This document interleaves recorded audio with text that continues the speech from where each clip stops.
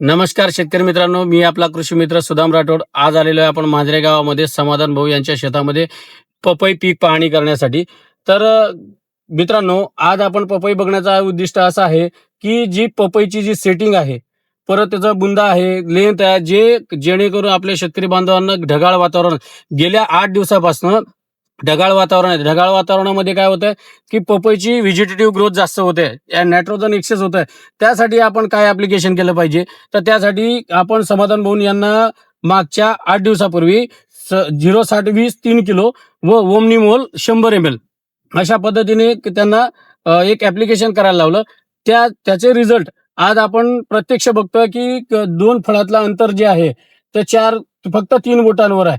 कमीत कमी हे आपलं 4 बोटाचं अंतर राहिलं तर आपल्याला सेटिंग खूप सुंदर प्रकारे आणि वाढ जास्त होत नाही, जेणेकरून आपली उत्पन्नाला घट होत नाही. म्हणजे फ्लॉवरिंग सेटिंग म्हणा, ती जी गळण होते, फ्लॉवरिंग ड्रॉप वगैरे होते, हे असा काही प्रकार इथं झालेला नाहीये. खूप सुंदर अशी सेटिंग झालेली आहे.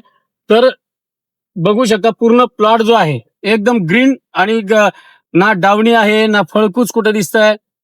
तर इतकं सुंदर असं प्लॉट बसलेलं आहे. तर आपण हे 0-60-20 व ओमनीमोल सोडल्यानंतर आपले समाधान भाऊ त्यांना कशा प्रकारे रिझल्ट मिळाले ते त्यांच्याकडनं आपण जाणून घेऊया.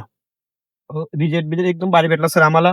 आणि सेटिंग बी एकदम भारी आहे आणि प्लॉट प्रत्येक झाडाला असं वाटतंय फुल फळ वगैरे एकदम व्यवस्थित लागलंय. न्यूट्रिआर्टच्या प्रोडक्ट एकदम वापरापासून साहेब मला एकदम भारी उत्पन्न भेटतोय आणि भरपूर प्लॉट फिरतो साहेब, पण मला माझ्या प्लॉटनी समाधानकारक आहे सर.